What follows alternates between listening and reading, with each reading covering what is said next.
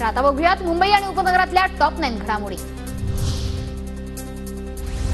डोंबिवलीतील घातक उद्योग पाताळगंगा आणि अंबरनाथ एमआयडीसी मध्ये स्थलांतरित होणार। धोरण ठरवण्यासाठी 3 सचिवांची समिती। उद्योगमंत्री उदय सामंत यांची माहिती।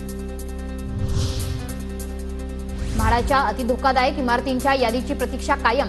पावसाळा तोंडावर आला तरी दक्षिण मुंबईतील उपकर प्राप्त इमारतींचं सर्वेक्षण टांगणीलाच।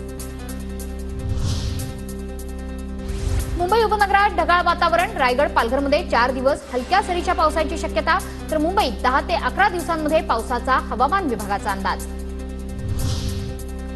मुंबईतील वायू प्रदूषणाच्या तक्रारींमध्ये वाढ। 2019 ते 2023 या कालावधीत तक्रारी 305% वाढल्या।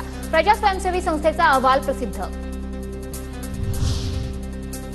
मुंबईच्या चुनाभट्टीमध्ये अद्यापही नालेसफाईचं काम हाती घेण्यात आलं नाही। पावसाळ्यात चुनाभट्टी आणि कुर्ला परिसरात पाणी तुंबण्याची भीती।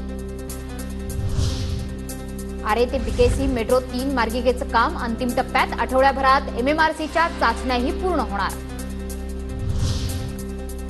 मुंबईत नागरी सुविधांमध्ये सातत्यानं वाढ। सार्वजनिक शौचालयांच्या समस्यांमध्ये महिला वर्गाला अधिक त्रास। सुमारे 69% शौचालयांमध्ये पाणी जोडणीच नसल्याची धक्कादायक बाब निदर्शनास। मुंबईत रस्त्यांची कामं 7 जून पर्यंत पूर्ण न झाल्यास कंत्राट रद्द करा। अतिरिक्त महापालिका आयुक्त अभिजित बांगर यांचे आदेश। ठाण्यात 11 हॉटेल्स बार्सचे परवाने रद्द। राज्य उत्पादन शुल्क विभागाची कारवाई। जिल्ह्यातील विविध ठिकाणी कारवाई होते आहे।